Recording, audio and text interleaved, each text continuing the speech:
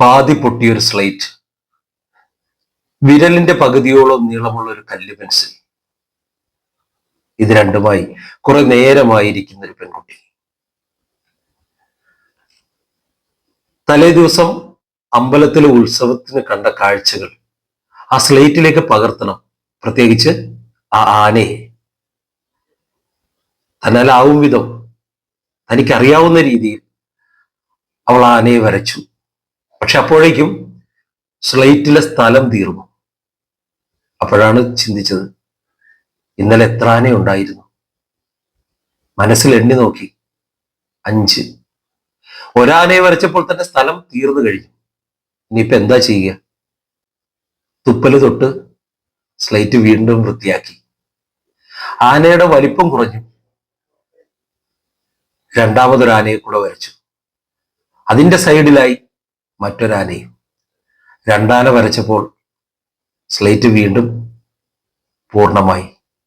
വീണ്ടും തുപ്പല് തൊട്ട് ഉമിനീര് തൊട്ട് സ്ലേറ്റ് വൃത്തിയാക്കി. വീണ്ടും വരച്ചു 5 ആനയെ. പിന്നെ എന്തെല്ലാം ഉണ്ട്? കടക്കാരനുണ്ട്, കളിപ്പാട്ടം കച്ചവടം ചെയ്യുന്ന ആളുണ്ട്, കുപ്പിവളകളുണ്ട്. അങ്ങനെ അമ്പലത്തിലെ കാഴ്ചകൾ നിരവധിയുണ്ട്. അതൊക്കെ എവിടെയാ വരയ്ക്കുക? അതിനുള്ള സ്ഥലമുണ്ടോ? ഇല്ല. പിന്നെ എന്താ ചെയ്യുക? ഇതൊന്നും വേണ്ടിയില്ലായിരുന്നു. ഒത്തൊരു ആനയെ വരയ്ക്കാൻ പറ്റിയ മതിയായിരുന്നു. അതിന് ഇപ്പൊ എന്താ ചെയ്യുക? ഒത്തൊരു ആനയെ വരയ്ക്കാൻ പറ്റിയ സ്ലേറ്റ് എവിടെ കിട്ടും? ആലോചിച്ചപ്പോ തൊട്ടപ്പുറത്തെ ചേട്ടൻ പേർഷ്യയില. എന്ത് സാധനവും പേർഷ്യന്ന് കിട്ടും. അങ്ങനെയാണെങ്കിൽ ഒത്തൊരു ആനയെ വരയ്ക്കാനുള്ള സ്ലേറ്റും പേർഷ്യന്ന് കിട്ടും. ചേട്ടൻ പേർഷ്യന്ന് വരുമ്പോ ഒന്ന് ചോദിച്ചു നോക്കാം, ഒത്തൊരു ആനയെ വരയ്ക്കാനുള്ള ഒരു സ്ലേറ്റ് എനിക്ക് കൊണ്ടു തരുമോ എന്ന്. ഏവർക്കും സാഹിതിയുടെ ഒരു പുതിയ അധ്യായത്തിലേക്ക് ഹൃദയം നിറഞ്ഞ സ്വാഗതം.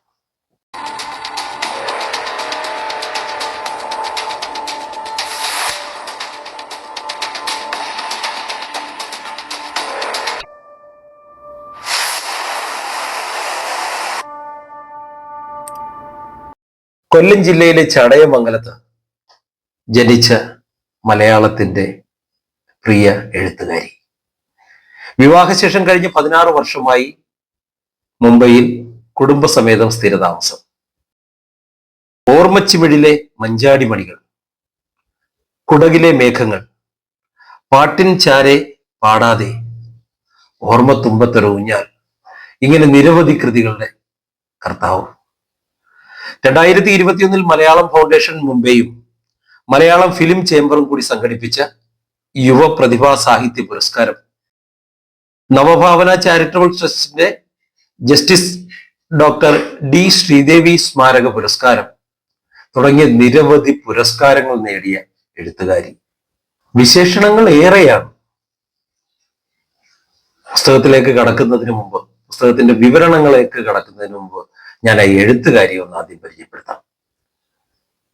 മലയാളികൾ ഏറെ സ്നേഹിച്ച, പ്രത്യേകിച്ച് മുംബൈ മലയാളികൾ ഏറെ സ്നേഹിച്ച, മലയാളികളുടെ സ്വന്തമായ, മുംബൈയിൽ പ്രവാസിയായ മലയാളത്തിന്റെ സ്വന്തം അമ്പിളി കൃഷ്ണകുമാർ.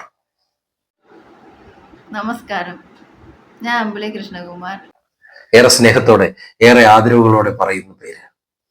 അമ്പിളി കൃഷ്ണകുമാറിന്റെ ഏറെ പ്രശസ്തമായ ഒരു ഓർമ്മക്കുറിപ്പാണ് നമ്മൾ ഇന്ന് സാഹിതിയിൽ പരിചയപ്പെടുന്നത്.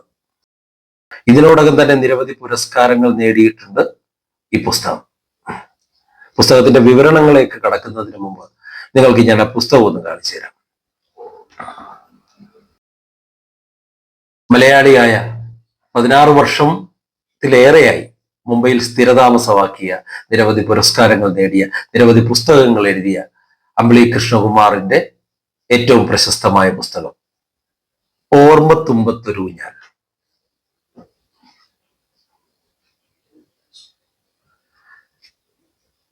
ഓർമ്മത്തുമ്പത്തൊരു ഊഞ്ഞാൽ ഈ പുസ്തകമാണ് നമ്മൾ ഇന്ന് സാഹിതിയിൽ പരിചയപ്പെടുന്നത്.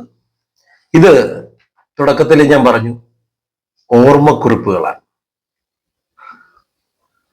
വളരെ വേദന അനുഭവിച്ചൊരു ബാല്യം. കുഞ്ഞിലെ അച്ഛൻ മരിച്ചുപോയി. ഈ പുസ്തകത്തിന് നിരവധി പ്രത്യേകതകളുണ്ട്. ആ പ്രത്യേകതകളിൽ ഒന്നാണ് ഞാനീ പറയാൻ പോകുന്നത്. ഒന്ന്, ഈ ഓർമ്മക്കുറിപ്പുകളിൽ വേദനകളുണ്ട്. അതിൻ്റെ ഒക്കെ എത്രയോ മടങ്ങ് ചിരിക്കാനുള്ള വകയുണ്ട്. സന്തോഷവും സന്താപവും ഇടകലർന്നു വരുന്നു. ഒരു ദീർഘമായ ഓർമ്മക്കുറിപ്പ് ഏറ്റവും ചുരുങ്ങിയ പേജിൽ, ഏറ്റവും ചുരുങ്ങിയ വാക്കുകളിൽ പറഞ്ഞിരിക്കുന്നു. ഏറ്റവും മികച്ച ഭാഷാ ശൈലി എടുത്തു പറയണം. ഇങ്ങനെയുള്ള നിരവധി പ്രത്യേകതകൾ അടങ്ങിയ ഒരു ഓർമ്മക്കുറിപ്പാണ് അമ്പിളി കൃഷ്ണകുമാറിന്റെ ഓർമ്മത്തുറിഞ്ഞാൽ. ഒരധ്യായത്തില് അമ്പിളി വളരെ വേദനയോടുകൂടി, എന്നാൽ അവിടെയും ഹാസ്യത്തിന്റെ മേമ്പൊടി വരുന്ന രീതിയിൽ അമ്പിളി പറയുന്നൊരു വാക്കുണ്ട്. അച്ഛനില്ലാതിരുന്നൊരു കുട്ടിയായിരുന്നിട്ട് പോലും അമ്മ അത് പരിഗണിച്ചിട്ടില്ല എന്നൊരു സെന്റൻസ്, ഒരു വാചകം ഈ പുസ്തകത്തിലുണ്ട്. നമുക്ക് വളരെ വേദന തോന്നും. ആ കുഞ്ഞിന്റെ മാനസികാവസ്ഥ എന്തായിരിക്കും? നമുക്ക് വേദന തോന്നും. പക്ഷെ അപ്പോഴും ആ വേദന പുറത്ത് കാട്ടാതെയാണ് അമ്പിളി പുസ്തകത്തിലെ ഓരോ കാര്യങ്ങളും പറഞ്ഞിരിക്കുന്നത്. പക്ഷെ വായനക്കാരനെ അത് മനസ്സിലാവും, അത് ഫീൽ ചെയ്യും. മധ്യവേനൽ അവധിയിൽ ഒരു ഗൃഹാതുര സ്മരണ എന്ന അധ്യായത്തോടു കൂടിയാണ് ഈ പുസ്തകം ആരംഭിക്കുന്നത്. 16 അധ്യായങ്ങളുണ്ട്. ഈ പുസ്തകത്തിന്റെ ആമുഖം എഴുതിയിരിക്കുന്നത് മലയാളത്തിലേറെ പ്രിയങ്കരനായ സാഹിത്യകാരനായ കണക്കൂർ ആർ സുരേഷ് കുമാർ സാറാണ്. അദ്ദേഹം പറഞ്ഞൊരു സെന്റൻസ് ഇതിനകത്ത് ഞാൻ വായിക്കാം. കാലം മഷിത്തണ്ടൊടിച്ച് തുടച്ച വക്കുപൊട്ടിയ സ്ലേറ്റ് പോലെ എന്റെ മനസ്സ് ശൂന്യമായി അവശേഷിക്കുന്നു. ഇതുതന്നെയാകും ബാല്യത്തിലെ മോഹനമായ ഓർമ്മകളെ കുറിച്ചുള്ള ചോദ്യം മിക്കവരോടും ചോദിച്ചാലുള്ള അവസ്ഥ. എന്നാൽ അമ്പിളി കൃഷ്ണകുമാറിന്റെ ഓർമ്മത്തുമ്പത്തൊരു ഊഞ്ഞാൽ വായിക്കുമ്പോൾ ഓരോരുത്തരും അവരുടെ ഭൂതകാലത്തേക്ക് അനായാസ സഞ്ചാരം നടത്തുകയാവും. ഇങ്ങനൊരു കുറിപ്പ് ഈ പുസ്തകത്തിന്റെ പിൻഭാഗത്തായിട്ട് കണക്കൂർ സാറിൻ്റെതായിട്ട് എഴുതിയിട്ടുണ്ട്. ഇന്ന് വളരെ മനോഹരമായ ഒരു ആമുഖമാണ് കണക്കൂർ സാർ എഴുതിയിരിക്കുന്നത്. പെണ്ണിലെ എഴുത്തിലുമാണ് ഈ പുസ്തകം പബ്ലിഷ് ചെയ്തിരിക്കുന്നത്. 16 സന്ദർഭങ്ങളാണ്, 16 അധ്യായങ്ങളായിട്ടാണ് 84 പേജുള്ള ഈ ഒരു കുഞ്ഞു പുസ്തകം അമ്പിളി കൃഷ്ണകുമാർ എഴുതിയിരിക്കുന്നത്. തന്റെ ബാല്യം തൊട്ട് വിവാഹം കഴിഞ്ഞ് മുംബൈയിൽ എത്തിയ കാര്യം വരെയുള്ള സന്ദർഭങ്ങൾ 16 അധ്യായങ്ങളിലേക്ക് ഒതുക്കി നിർത്തി. അതുകൊണ്ടാണ് ഞാൻ തുടക്കത്തിൽ പറഞ്ഞ വളരെ ദീർഘനാളത്തെ ഓർമ്മകൾ വളരെ ചുരുക്കി, ആമുഖവും 16 അധ്യായങ്ങൾ ഒക്കെ ചേർത്തിട്ട് 84 പേജ് മാത്രമേ ഉള്ളൂ. ശരിക്കും പറഞ്ഞാൽ നമ്മൾ ഇരുന്ന് പെട്ടെന്ന് വായിച്ചു തീർക്കാവുന്ന ഒരു കുഞ്ഞു പുസ്തകം. അതാണ് ഈ പുസ്തകത്തിന്റെ പ്രത്യേകതകളിൽ ഒന്ന്. ഏതൊരു കുഞ്ഞിനും അവളുടെ ബാല്യം എന്ന് പറയുമ്പോൾ ഊഹിക്കാം, നാട്ടിൻപുറത്തെ കളികളും ഒക്കെ തന്നെയാണ്. അതൊക്കെ വളരെ ഡീപ്പായിട്ട് തന്നെയാണ് അമ്പിളി ഇതിനകത്ത് വിശേഷിപ്പിച്ചിരിക്കുന്നത്. കുഞ്ഞുനാളിലെ ഓരോ ഓർമ്മകളും മഞ്ചാടിക്കുരു പോലെ, കുന്നിക്കുരു പോലെയൊക്കെ പെറുക്കിയെടുത്ത് നമ്മുടെ മുന്നിലേക്ക് വെക്കുന്നുണ്ട്. ഓരോ കുഞ്ഞു കുഞ്ഞു അനുഭവങ്ങളും, കൂട്ടുകാരോട് തുള്ളിക്കളിച്ചതും. അതിനകത്ത് ഏറ്റവും രസകരമായ ചില കാര്യങ്ങൾ പറയുന്നുണ്ട്. ഈ പ്രത്യേകിച്ച് വീട്ടില് പശു വളർത്തലൊക്കെ ഉള്ളവർക്ക്, കാലി വളർത്തലുള്ളവരുടെ വീട്ടില്, നമ്മുടെയൊക്കെ നാട്ടില് തുറു എന്ന് പറയും, കച്ചിത്തുറു, അതായത് വൈക്കോലിന്റെ ഒരു കൂന. ഒരു പ്രത്യേക രീതിയിലാണ് ഇത് നിർമ്മിക്കുന്നത്. അപ്പൊ ഈ ഇതിൽ കയറി ഒത്തിരി ഉയരം ഉണ്ടാകും, കയറിയിട്ട് താഴേക്ക് ഇഴുകി വരിക. പിന്നെ കച്ചി, അതായത് വൈക്കോല് കൊണ്ടുവന്നിട്ട് കഴിയുമ്പോൾ അതിനകത്ത് കിടന്ന് മറിയുക, മെത്ത പോലെ കിടക്കും. അപ്പൊ ഇതിലേക്കൊക്കെ ഓടിക്കിടന്ന് മറിയുക. ഇതൊക്കെ കുഞ്ഞുങ്ങളുടെ ഒരു ഭയങ്കര ഇഷ്ടമുള്ള കളികളാണ്. പക്ഷെ രസകരമായ ഒരു കാര്യം എന്ന് പറഞ്ഞാൽ ഇത് കഴിയുമ്പോൾ ഒരു ചൊറിച്ചിലുണ്ട്. ശരീരം മുഴുവൻ ചൊറിഞ്ഞ് തടിച്ച് ആകെ ചുവന്നിരിക്കും. പക്ഷെ അപ്പോൾ ഭയങ്കര ബുദ്ധിമുട്ടാണ്. അപ്പൊ ഇനി ഈ കളി വേണ്ട എന്നൊക്കെ തീരുമാനിക്കുമെങ്കിലും പിറ്റേ ദിവസം നേരം പുലർന്നു കഴിയുമ്പോൾ ഈ ചൊറിച്ചിലൊക്കെ മാറിക്കഴിയുമ്പോൾ വീണ്ടും ദേ തുടങ്ങി. അതുപോലെ തന്നെ പുഴയിലുള്ള കുളി, കൂട്ടുകാർ ഒത്തിട്ടുള്ള കുളി, വെള്ളം തെറ്റിച്ച് കളിക്കൽ, അങ്ങനെ ഓരോ കാര്യങ്ങളും ഒക്കെ ഗംഭീരമായിട്ട് അമ്പിളി കൃഷ്ണകുമാർ ഇതിനകത്ത് എഴുതിയിട്ടുണ്ട്. അവിടുന്ന് നമ്മള് സ്കൂൾ വിദ്യാഭ്യാസ കാലഘട്ടം ഒക്കെ കഴിഞ്ഞ് കോളേജ് ജീവിതമൊക്കെ തുടങ്ങി. ആദ്യത്തെ ഒരു പ്രേമലേഖനം കൊടുക്കണം എന്ന് ആഗ്രഹിച്ചപ്പോൾ എന്താ എഴുതി കൊടുക്കേണ്ടത്, എങ്ങനെ തുടങ്ങണം, ആകെ കൺഫ്യൂഷനായി. ഇതെങ്ങനെ ചെയ്യണം, മുൻ പരിചയമില്ല, ആർക്കും ഇതുവരെ അങ്ങനെ കൊടുത്തിട്ടില്ല, തനിക്കൊട്ട് കിട്ടിയിട്ടുമില്ല. പക്ഷെ ഒരാളൊരു ഇഷ്ടം തുടങ്ങിയപ്പോൾ, ഒരിഷ്ടം തോന്നിയപ്പോൾ കൊടുക്കണം എന്നൊരാഗ്രഹം, ഒരു പ്രണയലേഖനം കൊടുക്കണം. അതിന്റെ ലോകത്ത് ആരും ചെയ്യാത്തൊരു കാര്യമാണ് ചെയ്തത്. ഒരു ബ്ലാങ്ക് പേപ്പർ, ഒന്നും എഴുതാനില്ല, പക്ഷെ അതിനകത്ത് ആ ശൂന്യത, ഒന്നും എഴുതിയിട്ടില്ല എന്നുള്ള ശൂന്യത, തൻ്റെ മനസ്സും തൻ്റെ ഹൃദയവും തനിക്ക് പറയാനുള്ളതെല്ലാം അതിനകത്ത് അടക്കം ചെയ്ത് ഒരു ബ്ലാങ്ക് പേപ്പറാണ് 4 മടക്കി കാമുകന്റെ കയ്യിലേക്ക് കൊടുക്കുന്നത്. പക്ഷെ രസകരമായ ഒരു കാര്യം, ഇതിന് കാമുകൻ കൊടുക്കുന്ന മറുപടിയാണ്. ഇന്ന് അപ്പോ തേർഡ് ഗ്രൂപ്പാണ് എടുത്തിരിക്കുന്നത്, ഹിസ്റ്ററിയാണ് മെയിൻ. അപ്പോ കാമുകൻ പറയുന്ന മറുപടി ഇതാണ്: വേൾഡ് ഹിസ്റ്ററിയുടെ നോട്ട് ബുക്ക് എടുക്കാൻ മറന്നുപോയി. അപ്പൊ ഇന്നത്തെ നോട്ട് അമ്പിളി തന്ന ഈ പേപ്പറിൽ എഴുതാം, താങ്ക്സ്. പ്രണയലേഖനം കൊടുത്ത കാമുകിക്ക് കാമുകന്റെ കയ്യിൽ നിന്ന് കിട്ടുന്ന ആദ്യത്തെ മറുപടിയാണ്. കാരണം കാമുകൻ അറിയുന്നില്ല തന്നെ പ്രണയിക്കുന്ന കുട്ടിയാണിതെന്നും, അവള് തന്ന പ്രേമലേഖനമാണ് ഈ ബ്ലാങ്ക് പേപ്പർ എന്നും, ഈ ബ്ലാങ്ക് പേപ്പറിലൂടെ അവളുടെ മനസ്സാണ് തന്നതെന്നും ഈ പാവം കാമുകൻ അറിഞ്ഞില്ല. പക്ഷെ പിന്നീട് ഇങ്ങോട്ട് കാലം കഴിഞ്ഞപ്പോ, അന്നൊത്തിരി വേദന തോന്നിയെങ്കിലും പിന്നീട് ഇങ്ങോട്ട് കാലം കഴിഞ്ഞ് വിവാഹിതയായി, കുട്ടികളായി, കുടുംബിനിയായി, എഴുത്തുകാരിയായി, പഴയ സ്മരണകൾ അയവിറക്കുമ്പോൾ ഒത്തിരി ചിരിക്കാനൊരു വക അതിനകത്തുണ്ടായിരുന്നു എന്ന് നർമ്മത്തിൽ പൊതിഞ്ഞ് നമ്മോട് പറയുന്നു അമ്പിളി കൃഷ്ണകുമാർ എന്ന വലിയ എഴുത്തുകാരി. ആ പേജുകളൊക്കെ വായിക്കുമ്പോൾ വളരെ രസകരമാണ്. ഈ പൊതുവേ നമ്മുടെയൊക്കെ ഇടയിൽ ഒരു പറച്ചിലുണ്ട്, വികൃതികൾ കൂടുതലും കാണിക്കുന്നത് ആൺകുട്ടികളാണ്. പ്രത്യേകിച്ചൊരു 10-15 വർഷം മുമ്പ് വരെ ഒക്കെ അങ്ങനെ തന്നെ ആയിരുന്നു. ആൺകുട്ടികളാണ് എവിടെ സ്കൂളിൽ ചെന്നാലും, കോളേജിൽ ചെന്നാലും, ഒരു ഉത്സവ പറമ്പിൽ ചെന്നാലും, ഒരു തിയേറ്ററിൽ ചെന്നാലും ഒക്കെ ആൺകുട്ടികളാണ് വികൃതികൾ. പെൺകുട്ടികൾ പൊതുവെ ശാന്തരാണ്, അവര് പ്രശ്നമൊന്നുമില്ല. പക്ഷെ ഇങ്ങോട്ട് ഇപ്പൊ ഒരു ന്യൂ ജെൻ ആയി കഴിഞ്ഞപ്പോൾ പെൺകുട്ടികളും മോശമല്ല, എല്ലാവരും അവരെ അടിച്ചുപൊളി, അങ്ങനെയാണല്ലോ ഇപ്പോഴത്തെ ഭാഷ ആണ്.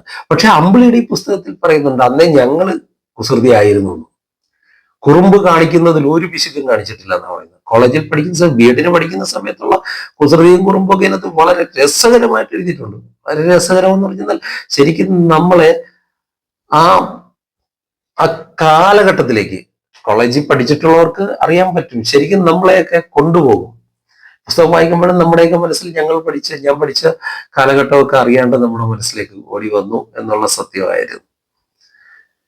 അവിടുന്ന് വിവാഹം കഴിഞ്ഞു മുംബൈയിലേക്ക് വരുന്നു. കേരളത്തിലെ ഒരു നാട്ടിൻപുറത്ത് ജനിച്ച് അച്ഛനില്ലാതെ വളർന്ന് അതിൻ്റെ എല്ലാ പരിമിതികളോടും കൂടി വളർന്നൊരു കുട്ടി മുംബൈ പോലൊരു മഹാനഗരത്തിലേക്ക് പറിച്ച് നഷ്ടപ്പെട്ടപ്പോൾ അങ്ങനെ അവൾ അനുഭവിക്കേണ്ടി വന്ന മാനസികാവസ്ഥ, ആദ്യമൊക്കെ വല്ലാത്തൊരു പരിഭ്രമവും ഒക്കെ ഉണ്ടായിരുന്നു. ഭാഷ അറിയില്ല. മലയാളികൾ ആരെങ്കിലും ഉണ്ടോ? മലയാളികളെ ഇപ്പോ ബോംബെയിലും മലയാളികളുണ്ട്, അന്നത്തെ ബോംബെ ഇന്നത്തെ മുംബൈ, മലയാളികളുണ്ട്, ഒക്കെ ശരിയാണ്. പക്ഷെ തങ്ങൾ താമസിക്കുന്ന സ്ഥലത്ത് മലയാളികളുണ്ടോ? അവരുമായിട്ടൊക്കെ സംസാരിക്കാൻ പറ്റുമോ? ഇല്ലെങ്കിൽ അവരെ പരിചയപ്പെടാൻ പറ്റുമോ? കാണാൻ പറ്റുമോ? ഇങ്ങനെയുള്ള ഒത്തിരി പരിഭ്രമങ്ങളോടുകൂടിയാണ് മുംബൈ മഹാനഗരത്തിലേക്ക് ഈ പെൺകുട്ടി എത്തിച്ചേരുന്നത്. ഒരു ആത്മവിശ്വാസം ഭർത്താവ് കൂടെയുണ്ട്. അദ്ദേഹത്തിന് പിന്നെ അവിടെ ജോലി ആയതുകൊണ്ട് അദ്ദേഹത്തിന് നന്നായിട്ടൊക്കെ ഹിന്ദിയൊക്കെ അറിയാം, അവിടുന്ന് ഭാഷ അറിയാം, ആ ഒരു ധൈര്യമുണ്ട്. പക്ഷെ ബോംബെയിൽ വന്ന് കുറച്ച് നാൾ കഴിഞ്ഞപ്പോൾ അമ്പിളി എന്ന എഴുത്തുകാരിക്ക് മനസ്സിലായി. അന്ന് അമ്പിളി എഴുത്തുകാരിയല്ല, കുഞ്ഞുനാൾ മുതലുള്ള കൊച്ചു കൊച്ചു കാര്യങ്ങൾ കുറിച്ച് വെക്കുമെങ്കിലും പുസ്തകമൊന്നും പ്രസിദ്ധീകൃതമായിട്ടില്ല, ഒരു എഴുത്തുകാരി എന്നൊരു ലേബലില്ല. ഈ ഒരു അവസ്ഥയിലേക്കാണ് വരുന്നത്. കോളേജിൽ പഠിക്കുമ്പോഴൊക്കെ നാണം കുടുങ്ങി ആയിരുന്നു എങ്കിൽ പോലും ചില പരിപാടികളിലൊക്കെ പങ്കെടുക്കും, കുസൃതി തരങ്ങളൊക്കെ ഒപ്പിക്കും. പക്ഷെ ഈ ഇതിലേക്ക് വന്നപ്പോൾ, ബോംബെ മഹാനഗരത്തിലേക്ക് വന്നപ്പോൾ തന്റെ കണക്കുകൂട്ടലുകൾ, വന്നിറങ്ങി കുറച്ച് നാളുകൾക്ക് ശേഷം തന്റെ കണക്കുകൂട്ടലുകളെല്ലാം തെറ്റിച്ചുകൊണ്ടാണ് ഓണം വരുന്നത്.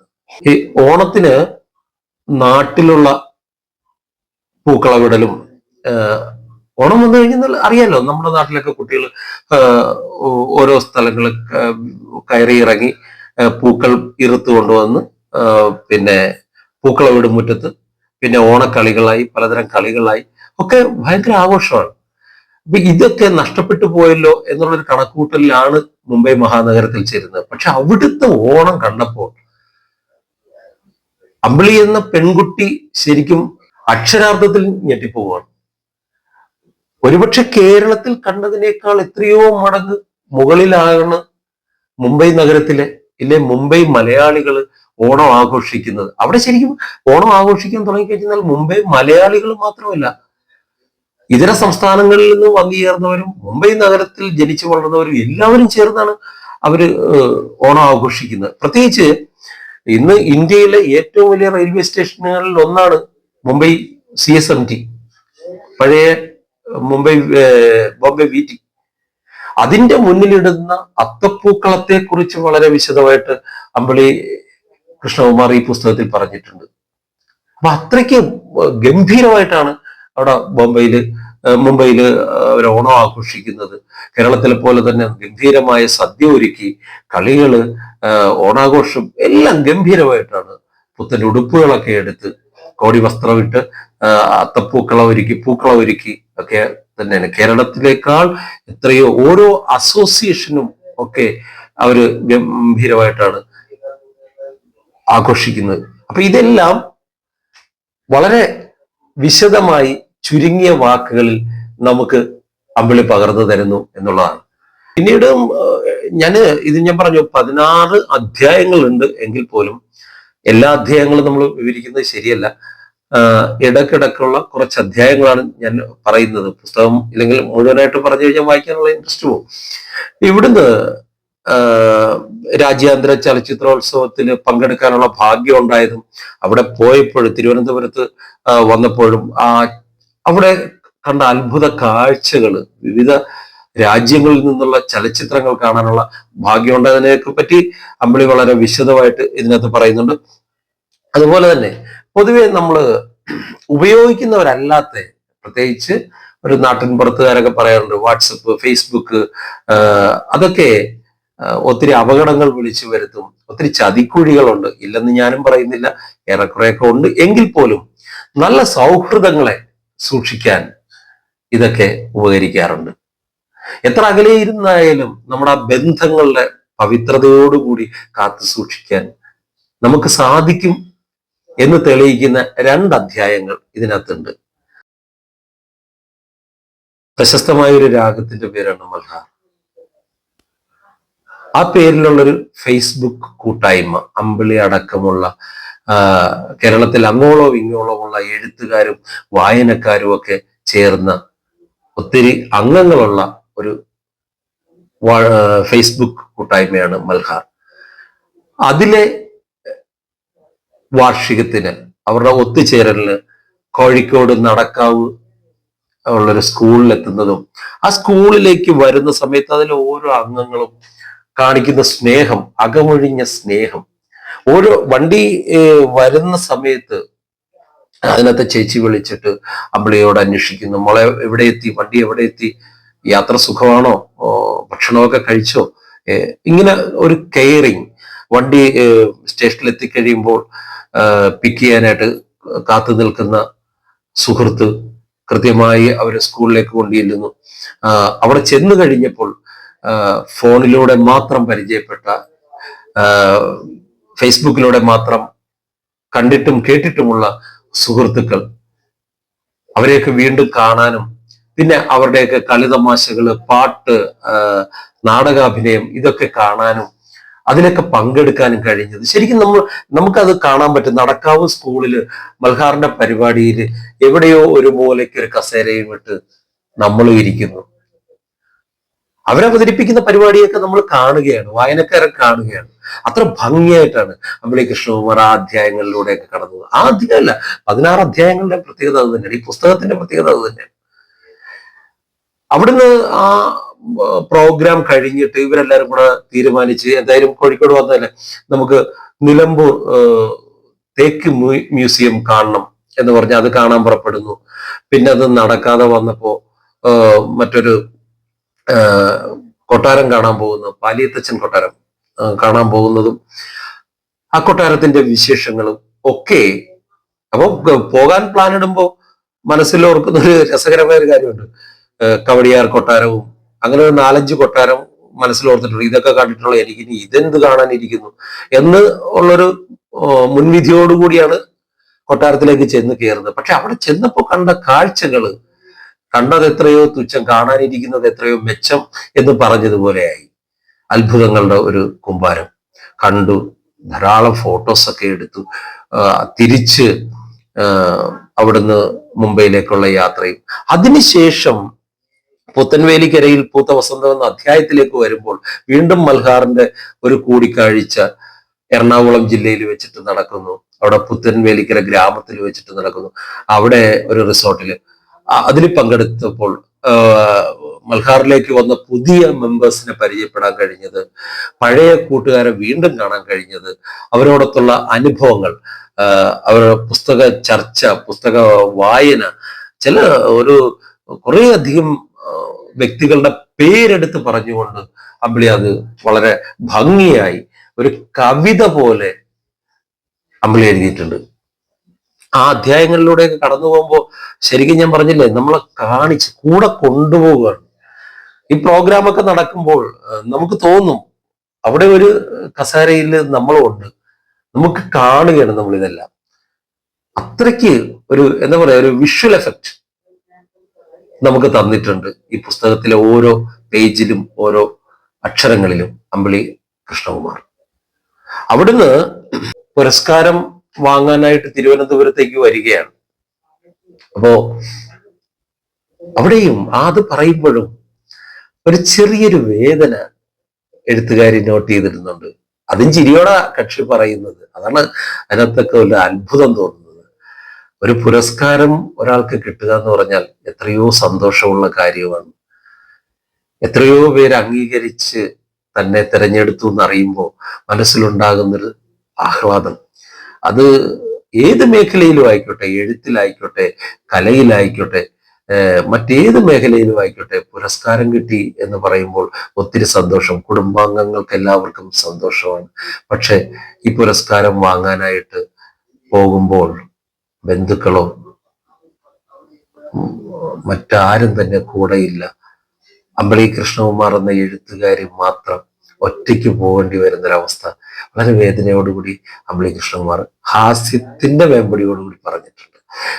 ഇതിൽ വേദന വരുന്ന കാര്യങ്ങളൊക്കെ ഇങ്ങനെ പറഞ്ഞങ്ങ് പോകും. പക്ഷെ അതിൽ നമുക്ക് കാണാൻ പറ്റും, നമുക്ക് തൊട്ടറിയാൻ പറ്റും അമ്പിളി കൃഷ്ണകുമാർ എന്ന എഴുത്തുകാരിയുടെ കണ്ണീര്. നമുക്ക് തൊട്ടറിയാൻ പറ്റും അവരുടെ ഹൃദയവേദന. അത് ഈ അക്ഷരങ്ങളിലുണ്ട്. അവാർഡ് വാങ്ങിക്കാനായിട്ട് പോയി തിരുവനന്തപുരത്ത് ട്രെയിൻ ഇറങ്ങി അവിടുന്ന് ബസ്സിൽ കയറി പോവുകയാണ്. ബസ്സിൽ ഇരിക്കുമ്പോഴാണ് നോക്കുന്നത് സമയം കൂടുതലുണ്ട്. അപ്പൊ ഇപ്പോഴേ അവാർഡിന്റെ ഹാളിലേക്ക് കയറേണ്ട കാര്യമില്ല, പിന്നെ എന്താ ചെയ്യുക? അപ്പോഴാണ് ആലോചിച്ചത് അങ്ങനെ സെൻട്രൽ ലൈബ്രറിയിലേക്ക് ഒന്ന് കയറാം, അവിടെ ബിജു സാർ ഉണ്ടാവും. പണ്ട് ബി.എഡിന് പഠിക്കുന്ന സമയത്തൊക്കെ പിന്നെ അവിടെ ബി സാറിനെ കാണാൻ ചെന്നിട്ടുള്ളതും സാറ് കാണിക്കുന്ന സ്നേഹവും ഒക്കെ ഓർമ്മയിലേക്ക് വന്നു. അപ്പൊ ഓർത്തു, സാറുണ്ടാവുമോ, ഒന്ന് വിളിച്ചു നോക്കിയാലോ എന്ന് കരുതി. അല്ലെങ്കിൽ വേണ്ട, ഇറങ്ങാം, ഒരു സർപ്രൈസ് ആയിട്ട് ചെല്ലാം. വണ്ടിയിൽ നിന്ന് ഇറങ്ങിക്കഴിഞ്ഞാൽ ആലോചിച്ചത് സൺഡേ ആണ്, എന്താ ചെയ്യുക. അപ്പോഴോർത്തു എന്നാൽ പിന്നെ ഒന്ന് വിളിച്ചു നോക്കിയാലോ. അങ്ങനെ ബിജു സാറിനെ വിളിച്ചപ്പോഴും സാറ് ഭയങ്കര സന്തോഷമായിട്ടാണ് ഫോൺ എടുത്തിട്ട് പറയുന്നത്, പിന്നെ മോളിക്ക് പോരൂ, ഉച്ചവരെ ഇതുണ്ട്, ലൈബ്രറി ഉണ്ട്, വരൂ എന്ന് പറഞ്ഞ് കൊണ്ടുപോകുന്നു. കൊണ്ടു ചെന്നിട്ട് ലൈബ്രറിയുടെ അകത്തേക്ക് കൂട്ടിക്കൊണ്ടുപോകുന്നു. വിശാലമായ പുസ്തകങ്ങളുടെ ലോകം. കുട്ടികൾക്കായിട്ടുള്ള പൂമ്പാറ്റ പോലും ഇരിക്കുന്ന കഥ അമ്പിളി നമുക്ക് പറഞ്ഞു തരുന്നുണ്ട്. ലൈബ്രറിയുടെ അകത്ത് പിരിയൻ ഗോവണി അങ്ങനെ ആർക്കും തുറന്നു കൊടുക്കാത്ത ഇതാണ്. പക്ഷെ ബീച്ച് സാർ വിളിക്കുന്നു, മോൾ വാ എന്ന് പറഞ്ഞ് കയറി ഏറ്റവും മുകളിൽ കൊണ്ടുചെല്ലുന്നു. അവിടെ നിന്നുള്ള നഗര കാഴ്ചകൾ കാണാൻ പറ്റും. ഇങ്ങനെ ഒത്തിരി അനുഭവങ്ങൾ തനിക്ക് അമ്പിളിനകത്ത് എടുത്തു പറയുന്ന ഒരു കാര്യമുണ്ട്. ബാല്യത്തിൽ നഷ്ടപ്പെട്ട സ്നേഹം പിന്നീട് ഇങ്ങോട്ടുള്ള കാലഘട്ടത്തിൽ കൂട്ടുകാരിൽ നിന്ന്, സഹപ്രവർത്തകരിൽ നിന്നൊക്കെ ആവോളം വാരി കിട്ടിയിട്ടുള്ളത്. ഈ ഫേസ്ബുക്ക് കൂട്ടായ്മയിൽ, മൽഹാറിൽ നിന്ന്, സാഹിത്യ സൗഹൃദങ്ങളിൽ നിന്ന്, പുസ്തകങ്ങളിൽ നിന്നൊക്കെ കിട്ടിയിട്ടുള്ളത് അമ്പിളി വളരെ ഡീപ്പായിട്ട് ആത്മാവിനെ തൊട്ട് പറയുന്നു. അത് നമുക്ക് മനസ്സിലാകും. അവിടുന്ന് കണ്ണാടിക്കൂടും കുട്ടി എന്നൊരു അധ്യായത്തിലേക്ക് വരുമ്പോൾ ബി.എഡിന് പഠിച്ച കാലഘട്ടത്തെ കുറിച്ച് പറയുന്നുണ്ട്. അവിടെ ഹോസ്റ്റലില് ഒപ്പിച്ചു വെച്ച കുസൃതികള്, ഈ ഹോസ്റ്റലിൽ എന്തെങ്കിലും പ്രോഗ്രാം ഉണ്ടെങ്കിൽ മടിച്ച് കോളേജിൽ പോകുന്നത്, അങ്ങനെ പിന്നെ കോളേജിലെ പ്രോഗ്രാമിൽ പങ്കെടുക്കുന്നത്, കോളേജിലെ പരിപാടിക്കായിട്ട് ഹോസ്റ്റലിലെ സംഭവങ്ങളോ, ഹോസ്റ്റലിലെ വാർഡനെ തന്നെ കേന്ദ്ര കഥാപാത്രമാക്കിക്കൊണ്ട് പിന്നെ പ്രോഗ്രാം അവതരിപ്പിച്ചത്, കിച്ചൺ ഡാൻസില് ക്യാമറാമാനായി വർക്ക് ചെയ്യുന്നത്, പുട്ടുകുറ്റിയും പിടിച്ചുകൊണ്ട് ക്യാമറയ്ക്ക് പകരം കിച്ചൺ ഡാൻസ് എന്ന് പറയുമ്പോൾ നമുക്കൊക്കെ അറിയാലോ, അടുക്കളയിൽ ഉപയോഗിക്കുന്ന ഉപകരണങ്ങളാണ് ചിരവയും കലവും അങ്ങനെയുള്ള ഉപകരണങ്ങളൊക്കെ ഉപയോഗിച്ചുകൊണ്ടാണ് പ്രോഗ്രാം അവതരിപ്പിക്കുന്നത്. അപ്പൊ ക്യാമറാമാന്റെ കയ്യിലെ ക്യാമറയായിട്ട് പുട്ടുകുറ്റിയും കുടവുമാണ്. അപ്പൊ ആ പുട്ടുകുറ്റി പിടിച്ചിട്ട് ക്യാമറാമാനായി അഭിനയിച്ചത് ഒക്കെ വളരെ രസകരമായിട്ടാണ് അമ്പിളി ഈ ഓർമ്മത്തുഞ്ചത്തിൽ ഊഞ്ഞാൽ എന്ന പുസ്തകത്തിലേക്ക് കൊണ്ടുവന്നിരിക്കുന്നത്. പിന്നെ അത് കഴിഞ്ഞ് നമ്മുടെ കൊല്ലം ജില്ലയില് ഒരു വിദേശിയുടെ പേരിൽ ഒരു സ്ഥലപ്പേരുള്ളതാണ് മൺട്രോ തുരുത്ത്. അഷ്ടമുടിക്കായലിന്റെ നടുവിലുള്ള ഒരു ദ്വീപ്. ഈ ദ്വീപിലേക്ക് ഒരു കൊച്ചു വള്ളത്തില് സ്വന്തം മക്കളുമൊക്കെ ആയിട്ട് 2 മണിക്കൂർ യാത്ര പോയ ഒരു കഥയല്ല, അനുഭവം ഇതിനകത്ത് അമ്പിളി പറയുന്നുണ്ട്. അത് രസമായിട്ടാണ് പറയുന്നത്. ആ വള്ളത്തിലേറി പോകുമ്പോൾ ഞാൻ നേരത്തെ മൽഹാറിന്റെ പ്രോഗ്രാമിന്റെ കാര്യങ്ങളൊക്കെ പറഞ്ഞ പോലെ തന്നെ നമുക്ക് തോന്നും ആ വള്ളത്തിൽ എവിടെയോ നമ്മളും ഉണ്ട്, വായനക്കാരനുണ്ട്. ഇത്ര ഭംഗിയായിട്ടാണ് ഓരോ സ്ഥലത്ത് കൊണ്ടുപോയും ആ തുഴച്ചിലുകാരൻ, ആ വള്ളക്കാരൻ അദ്ദേഹം കൊണ്ടുപോയി ഇവരെ കാഴ്ചകൾ കാണിച്ചു കൊടുക്കുന്നു. ഒരു ഗൈഡായിട്ട് വർക്ക് ചെയ്യും പോലെയാണ് അദ്ദേഹം ഓരോ കാഴ്ചകൾ കാണിച്ചു കൊടുക്കുന്നതും ആ കാഴ്ചകൾ നമുക്ക് അമ്പിളി പകർന്നു തരുന്നതും. അതുപോലെ തന്നെ മുംബൈ സാഹിത്യോത്സവത്തെ കുറിച്ച് വരുമ്പോൾ, ഒരു കാലത്ത് മുംബൈ ഭയത്തോടെ നോക്കിയിരുന്ന ഒരു പെൺകുട്ടി അവിടുത്തെ സാഹിത്യോത്സവങ്ങളിൽ പങ്കെടുക്കുകയും മുംബൈ സാഹിത്യ മേഖലയിൽ മാറ്റി നിർത്താൻ പറ്റാത്തൊരു വ്യക്തിത്വത്തിലേക്ക് വളർന്നതും മലയാളി എന്ന നിലയിൽ നമുക്ക് അഭിമാനിക്കാം. ആ ഒരു അവിടെ നടക്കുന്ന ഓരോ സാഹിത്യങ്ങളും, മലയാളി അസോസിയേഷന്റെ സാഹിത്യങ്ങളും, മുംബൈ പ്രവാസി സാഹിത്യോത്സവം, അങ്ങനെ ഏതൊരു സാഹിത്യ പ്രോഗ്രാം എടുത്താലും അതിലൊക്കെ ഇന്ന് അമ്പിളി കൃഷ്ണകുമാർ എന്ന എഴുത്തുകാരിയുടെ സജീവ സാന്നിധ്യം എടുത്തു പറയേണ്ട ഒരു കാര്യമാണ്. ആ അവസ്ഥയിലേക്ക് കൊണ്ടുപോയി അമ്പിളിയുടെ സൃഷ്ടികൾ, സാഹിത്യ സൃഷ്ടികൾ, ആരാലും മാറ്റി നിർത്തപ്പെടാൻ പറ്റാത്ത രീതിയിലുള്ള സൃഷ്ടികൾ, പ്രമുഖരായ വ്യക്തിത്വങ്ങൾ അവതാരിക എഴുതുന്ന പുസ്തകങ്ങൾ, അതുപോലെ തന്നെ ഓരോ സാഹിത്യ പ്രോഗ്രാമിനും പോയിട്ടുള്ള അനുഭവങ്ങൾ വളരെ ചുരുക്കി മുംബൈ സാഹിത്യോത്സവത്തിലെ ഓരോ കാഴ്ചകളും നമുക്ക് വളരെ വ്യക്തമായും സ്പഷ്ടമായും മുംബൈ സാഹിത്യോത്സവം എന്ന അധ്യായത്തിൽ, ഈ പുസ്തകത്തിലെ 16-ാമത്തെ അധ്യായം, അവസാനത്തെ അധ്യായം അതാണ് മുംബൈ സാഹിത്യോത്സവം എന്ന് അതിനകത്ത് വ്യക്തമാക്കി തരുന്നു. ഇങ്ങനെ ആ അധ്യായം അവസാനിക്കുമ്പോഴേക്കും തൻ്റെ ഉള്ളിലുള്ള ആ നിലപാടുകൾ, സാഹിത്യ മേഖലയിലുള്ള നിലപാടുകൾ, ഇന്നത്തെ രാഷ്ട്രീയ സാമൂഹ്യ വ്യവസ്ഥിതിയിലുള്ള അമ്പിളി കൃഷ്ണകുമാർ എന്ന വ്യക്തിത്വത്തിന്റെ നിലപാടുകൾ, എഴുത്തുകാരിയുടെ നിലപാടുകൾ എന്താണെന്ന് കൂടെ ഇതിനകത്ത് വ്യക്തമാക്കി തരുന്നു. അതൊക്കെ എന്താണെന്ന് അറിയണമെങ്കിൽ നിങ്ങൾ ഈ പുസ്തകം ഒന്ന് വായിച്ചു നോക്കുക തന്നെ വേണം. ഞാൻ പറഞ്ഞല്ലോ, ഒത്തിരി ബൃഹത്തായ പുസ്തകമല്ല ഇത്. വളരെ കുഞ്ഞു പുസ്തകം, 84 പേജുകൾ മാത്രമുള്ള ഒരു ചെറിയ പുസ്തകം, ഒറ്റിരിപ്പിൽ വായിച്ചു തീർക്കാം നമുക്ക്. ഏറ്റവും മികച്ച ഭാഷയിൽ, എന്നാൽ ലളിതവുമായ ഭാഷയിൽ നമുക്കായിട്ട് എഴുതിയിരിക്കുന്നു. ഓർമ്മക്കുറിപ്പുകൾ വായിക്കാൻ ആഗ്രഹിക്കുന്നവർ, പ്രത്യേകിച്ച് യാത്രയിലൊക്കെ വായിക്കാൻ പറ്റിയ ഒരു നല്ല പുസ്തകം, കുഞ്ഞുങ്ങൾക്ക് സമ്മാനമായി കൊടുക്കാൻ പറ്റിയ ഒരു നല്ല പുസ്തകം, അതാണ് അമ്പിളി കൃഷ്ണകുമാറിന്റെ ഓർമ്മത്തുഞ്ചത്തൊരൂഞ്ഞാൽ. ഓർമ്മക്കുറിപ്പുകൾ വായിക്കാൻ ആഗ്രഹിക്കുന്ന എൻ്റെ കൂട്ടുകാർ, എൻ്റെ സഹോദരങ്ങൾ മറക്കാതെ തിരഞ്ഞെടുക്കേണ്ട ഒരു പുസ്തകമാണ് ഓർമ്മത്തുഞ്ചത്തൊരൂഞ്ഞാൽ. ഒരു കാര്യം ഞാൻ ഉറപ്പു തരുന്നു, ഇതിന് അവരിട്ടിരിക്കുന്ന വില 150 രൂപയാണ്. ഈ 150 രൂപയോ നമ്മൾ വായിക്കാൻ എടുക്കുന്ന സമയമോ ഒരിക്കലും നമുക്ക് വായനക്കാരന് നഷ്ടമാവില്ല എന്ന് ഉറപ്പു തരുന്നു. അത്രയ്ക്ക് മികച്ചൊരു കൃതി, ഏറ്റവും ചുരുങ്ങിയ പേജിൽ നിർത്തിക്കൊണ്ട്. അത്ഭുതം തോന്നുന്ന അതാണ്. ബാല്യത്തിൽ തുടങ്ങി സ്കൂൾ വിദ്യാഭ്യാസം, കോളേജ് വിദ്യാഭ്യാസം, ബി.എഡിന് പോയത്, അവിടുന്ന് രാജ്യാന്തര ചലച്ചിത്രോത്സവത്തിൽ പങ്കെടുക്കാൻ പോയത്, മുംബൈ സാഹിത്യോത്സവത്തിൽ പങ്കെടുത്തത്, വിവാഹിതയായത്, മുംബൈയിൽ സ്ഥിരതാമസമാക്കിയത്, ഇങ്ങനെയുള്ള ഈ നീണ്ട കാലയളവ് എങ്ങനെ ഈ എഴുത്തുകാരിക്ക് ഈ 16 അധ്യായത്തിൽ 84 പേജിൽ തീർക്കാൻ പറ്റി എന്നുള്ളതാണ്. അത് അമ്പിളി കൃഷ്ണകുമാർ എന്ന എഴുത്തുകാരിയുടെ ഏറ്റവും വലിയ മികവ് തന്നെയാണെന്ന് അടിവരയിട്ട് പറയേണ്ട കാര്യമാണ്. അതുകൊണ്ട് ഓർമ്മക്കുറിപ്പുകൾ വായിക്കാൻ ആഗ്രഹിക്കുന്ന എൻ്റെ കൂട്ടുകാര്, സഹോദരങ്ങൾ മറക്കാതെ തിരഞ്ഞെടുക്കുക അമ്പിളി കൃഷ്ണകുമാറിന്റെ ഓർമ്മത്തുഞ്ചത്തൊരൂഞ്ഞാൽ. ഒരു നല്ല പുസ്തകവുമായി നമുക്ക് സാഹിതിയിൽ വീണ്ടും കാണാം. അതുവരെ നന്ദി, നമസ്കാരം.